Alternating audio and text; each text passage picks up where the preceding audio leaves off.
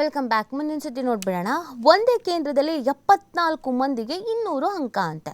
ಕೃಷಿ ಪ್ರಾಯೋಗಿಕ ಪರೀಕ್ಷೆ ಹಿರಿಯೂರು ಕೇಂದ್ರದಲ್ಲಿ ಅಕ್ರಮ ನಡೆದಿರಬಹುದಾ ಅನ್ನುವಂಥ ಒಂದು ಶಂಕೆ ಇದೀಗ ವ್ಯಕ್ತ ಆಗ್ತಾ ಇದೆ. ಆ ಹಿನ್ನೆಲೆಯಲ್ಲಿ ತನಿಖೆಗೆ ಕೂಡ ಆಗ್ರಹ ಮಾಡಲಾಗಿದೆ. ಏನು ಕತೆ ಇದು ನೋಡಿ. ಚಿತ್ರದುರ್ಗ ಜಿಲ್ಲೆಯ ಹಿರಿಯೂರಿನ ತೋಟಗಾರಿಕೆ ಕಾಲೇಜು ಕೇಂದ್ರದಲ್ಲಿ ನಡೆದಂಥ KCET ಕೃಷಿ ಪ್ರಾಯೋಗಿಕ ಪರೀಕ್ಷೆಯಲ್ಲಿ ಭಾರಿ ಅಕ್ರಮ ನಡೆದಿದ್ದು ರಾಜ್ಯ ಸರ್ಕಾರ ಕೂಡಲೇ ತನಿಖೆ ನಡೆಸಬೇಕು ಅಂತ ಬಿಜೆಪಿ ಜಿಲ್ಲಾ ಘಟಕದ ಪ್ರಧಾನ ಕಾರ್ಯದರ್ಶಿ ಲಿಂಗರಾಜ ಪಾಟೀಲ ಒತ್ತಾಯಿಸಿದ್ದಾರೆ. ಈ ಕೇಂದ್ರದಲ್ಲಿ ನಡೆದಂತ ಪ್ರಾಯೋಗಿಕ ಪರೀಕ್ಷೆಯಲ್ಲಿ ಫಲಿತಾಂಶ 70% ಇದ್ರೆ ರಾಜ್ಯದ ಉಳಿದ 16 ಕೇಂದ್ರಗಳ ಫಲಿತಾಂಶ 30% ಇದೆ ಅಂತ ಪತ್ರಿಕಾ ಹೇಳಿಕೆಯಲ್ಲಿ ತಿಳಿಸಲಾಗಿದೆ. ಕೃಷಿ ಕೋಟಾದಡಿ BSS ಕೃಷಿ ತೋಟಗಾರಿಕೆ ಪಶು ವೈದ್ಯಕೀಯ ತರಗತಿ ಪ್ರವೇಶ ಬಯಸಿದ ರೈತರ ಮಕ್ಕಳು ವಿವಿಧ ಕೃಷಿ ಮತ್ತು ತೋಟಗಾರಿಕೆ ಮತ್ತು ಪಶು ವೈದ್ಯಕೀಯ ವಿಶ್ವವಿದ್ಯಾಲಯಗಳು ವಿವಿಧ 17 ಕೇಂದ್ರಗಳಲ್ಲಿ ಪ್ರಾಯೋಗಿಕ ಪರೀಕ್ಷೆಯನ್ನು ನಡೆಸಿದ್ವು.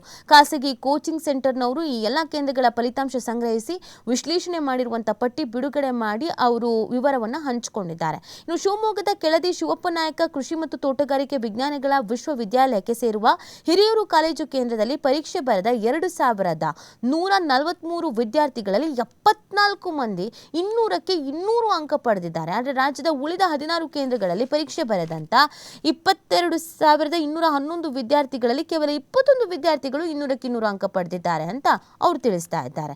ಹಿರಿಯೂರು ಪರೀಕ್ಷಾ ಕೇಂದ್ರದಲ್ಲಿ ಪರೀಕ್ಷೆ ಬರೆದ 2,143 ವಿದ್ಯಾರ್ಥಿಗಳಲ್ಲಿ 200 ಅಂಕ ಪಡೆದವರು 74 ಮಂದಿ, 196 ಅಂಕ ಪಡೆದವರು 190 ಮಂದಿ, 192 ಅಂಕ ಪಡೆದವರು 238 ಮಂದಿ, 188 ಅಂಕ ಪಡೆದ 243 ಮಂದಿ, 184 ಅಂಕ ಪಡೆದ 213 ಮಂದಿ ಹೀಗೆ ವಿದ್ಯಾರ್ಥಿಗಳು ಇದ್ದಾರೆ ಅಂತ ತಿಳಿಸಲಾಗಿದೆ. ಇನ್ನು ರಾಜ್ಯದ 16 ಕೇಂದ್ರಗಳಲ್ಲಿ ಪರೀಕ್ಷೆ ಬರೆದಂತ 22,211 ವಿದ್ಯಾರ್ಥಿಗಳಲ್ಲಿ 170ಕ್ಕಿಂತ ಹೆಚ್ಚು ಅಂಕ ಪಡೆದವರು 3,408 ವಿದ್ಯಾರ್ಥಿಗಳಿದ್ರೆ ಹಿರಿಯೂರು ಕೇಂದ್ರ ಒಂದರಲ್ಲೇನೆ 1,462 ವಿದ್ಯಾರ್ಥಿಗಳಿದ್ದಾರೆ. ಇದು ಇಷ್ಟೆಲ್ಲ ಅನುಮಾನಕ್ಕೆ ಕಾರಣವಾಗ್ತಾ ಇರೋದು.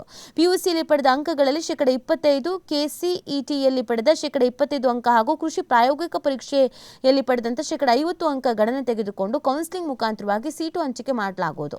ರಾಜ್ಯದ ಕೃಷಿ ಕಾಲೇಜಿನಲ್ಲಿ ರೈತರ ಮಕ್ಕಳಿಗೆ ಸರಿಸುಮಾರು 3,000ದಷ್ಟು ಸೀಟುಗಳು ಮಾತ್ರ ಇದ್ದು ಅದರ ಅರ್ಧದಷ್ಟು ಸೀಟುಗಳು ಹಿರಿಯೂರು ಕೇಂದ್ರದಲ್ಲಿ ಬರೆದವರಿಗೆ ಲಭ್ಯವಾದರೆ ರಾಜ್ಯದ ಉಳಿದ ರೈತರ ಮಕ್ಕಳಿಗೆ ಅನ್ಯಾಯ ಆಗುತ್ತೆ. ಕೂಡಲೇ ಈ ಫಲಿತಾಂಶವನ್ನು ರದ್ದುಗೊಳಿಸಿ ಅಕ್ರಮದ ತನಿಖೆ ಕೈಗೊಂಡು ತಪ್ಪಿತಸ್ಥರಿಗೆ ಶಿಕ್ಷೆಯನ್ನು ನೀಡಬೇಕು ಅನ್ನುವಂಥ ಒತ್ತಾಯವನ್ನು ಮಾಡ್ತಾ ಇದ್ದಾರೆ. ಸೊ ಒಂದೇ ಒಂದು ಕೇಂದ್ರದಲ್ಲಿ ನಿಮಗೆ 200ಕ್ಕೆ 200 ಅಂಕ ಇಷ್ಟಕ್ಕೊಂದು ವಿದ್ಯಾರ್ಥಿಗಳು ಪಡೆಯೋದಂದರೆ ಏನು, ಪಡೆಯೋದು ಅಂದರೆ ಹೆಂಗೆ?